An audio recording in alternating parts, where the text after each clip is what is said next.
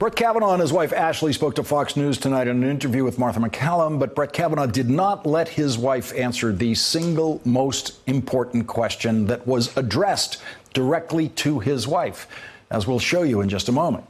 The interview came after a very bad weekend for Brett Kavanaugh and the Republicans who are trying to make Brett Kavanaugh a Supreme Court justice. The Republican chairman of the Senate Judiciary Committee, Chuck Grassley, repeatedly embarrassed himself with his Republican Senate colleagues by issuing tough-sounding deadlines to lawyers representing Professor Christine Blasey Ford, who has accused Brett Kavanaugh of sexual assault and attempted rape when they were in high school. And every time Dr. Ford and her lawyers ignored Chuck Grassley's deadline, Chuck Grassley then set a new deadline for Dr. Ford to decide if she would testify to the committee on Wednesday, a date and time set by Chuck Grassley. In the end, Dr. Ford agreed to testify, but forced Chuck Grassley to delay the hearing until Thursday, which is one of Dr. Ford's original demands. While that deadline kept moving, Chuck Grassley's Judiciary Committee staff showed once again just how biased and unprofessional they are. On Saturday, Garrett Ventry was forced to resign from the committee staff when NBC News asked the committee about, quote, evidence he was fired from a previous political job in part because of a sexual harassment allegation against him. That was after the Republicans' chief counsel for confirmations tweeted last week that nothing Dr. Ford could say about Brett Kavanaugh would stop him from confirming Judge Kavanaugh. He wrote, unfazed and determined, we will confirm Judge Kavanaugh. The very bad weekend for Judge Kavanaugh ended late Sunday night with the senior Democrat on the Judiciary Committee, Dianne Feinstein, tweeting, Thursday's hearing should be canceled in light of a disturbing new allegation of sexual misconduct against Brett Kavanaugh. The FBI must investigate all allegations. The new allegation that Senator Feinstein was referring to was reported in The New Yorker by Ronan Farrow and Jane Mayer.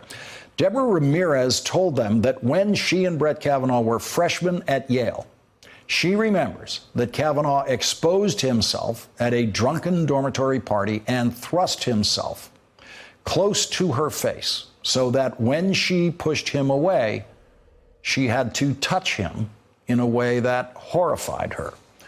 Full, specific, graphic details of that are included in the New Yorker article. And so, with the Kavanaugh nomination sinking fast by Sunday night, Donald Trump apparently decided that Monday morning was the day for a show of confidence by Republicans, even though Republicans are not confident that Brett Kavanaugh will be confirmed.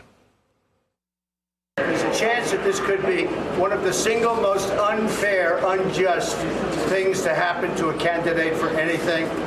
But I am with Judge Kavanaugh, and I look forward to a vote. Donald Trump and all Republicans are always conveniently forgetting the historic unfairness that Mitch McConnell and Senate Republicans delivered to Merrick Garland, Barack Obama's nominee for the Supreme Court, who was never even given a hearing. Republicans left that Supreme Court seat vacant for over a year. The mastermind of the Republicans' Merrick Garland strategy said this today. I want to make it perfectly clear, Mr. President. Judge Kavanaugh will be voted on here on the Senate floor. Up or down, on the Senate floor, this fine nominee to the Supreme Court will receive a vote in this Senate in the near future. Voted on up or down. So maybe down, but voted on. That's actually a very big step back from what he said last week. Here's what I want to tell you. In the very near future,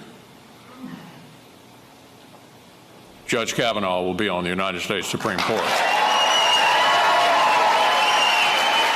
So, my friends, keep the faith. Don't get rattled by all of this. We're going to plow right through it and do our job. They are rattled. Make no mistake about it. They are trying to sound confident, but every day that passes is bringing new trouble for the Kavanaugh nomination, including what Michael Avenatti claims is more evidence that will come out within the next 2 days. Evidence from a woman who Michael Avenatti is describing, as you heard previously in this hour, as a witness and a victim of what could be possible rape scenarios during what appears to be the high school years. We're going to wait for the details of that to come out. That then, as Michael Avenatti promises, they will. If Republicans were actually confident They would not be sending Brett Kavanaugh out to do an interview on Fox News. Supreme Court nominees never do interviews during the confirmation process, never. Sending Brett Kavanaugh and his wife to Fox News was a desperate move by desperate people. And what we saw was Brett Kavanaugh at his most mechanical, in a thoroughly rehearsed performance with none of the relaxed extemporaneous speaking that he did in his confirmation hearing when he was being questioned by friendly Republicans. It was a very different Brett Kavanaugh that we saw tonight. Brett Kavanaugh did about a 15-minute interview in which he only said a few things, very few things, but he said them over and over again. Here was talking point number one. No, I've never sexually assaulted anyone, not in high school, not ever. I've never sexually assaulted anyone in high school or otherwise. I've never sexually assaulted anyone in high school or otherwise. I've never sexually assaulted anyone in high school or at any time so when in my she life. said I've never sexually assaulted anyone. I've never sexually assaulted anyone. He was only asked that question once, but he kept using that answer as a way of not answering other questions. Here is Kavanaugh talking point number two. I am looking for a fair process, a process where I can defend my integrity and clear my name. And all I'm asking for is fairness and that I be heard in this process.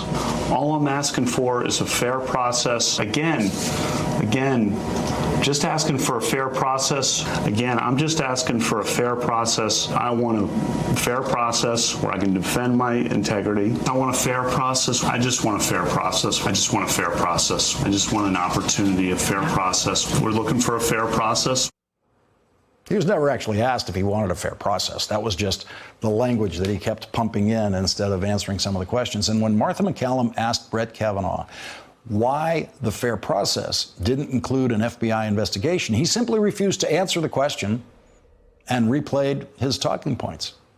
Talking point number three was about those 65 women who miraculously produced a letter of support for Brett Kavanaugh as soon as the sexual assault allegation first became public. The 65 who overnight signed a letter from high school saying I always treated them with dignity and respect. 65 women who knew me in high school. 65 women. Okay, so much for the talking points. Now here's the most important moment in the Fox News interview with Brett Kavanaugh and his wife. It was when his wife, Ashley, was asked a question that the Kavanaugh talking points did not anticipate. The question was directed quite reasonably directly to Brett Kavanaugh's wife. And Brett Kavanaugh would not allow Ashley Kavanaugh to answer that question. do you believe there should be an FBI investigation into these allegations and that a pause should happen and, sort it all out? If there's nothing to worry about and nothing to hide, why not have that process? Ashley, and then I'll ask you that, Brett. I've said all along, and Ashley too, I want to be heard. I want a fair process where I can defend my integrity and clear my name as quickly as I can in whatever forum the Senate deems appropriate. I really wanted to hear Ashley Kavanaugh's answer to that question. Sure, I'm not the only one. But Brett Kavanaugh wasn't going to let that happen. Thanks for checking out our YouTube channel. Subscribe by clicking on the button below for more from The Last Word and the rest of MSNBC.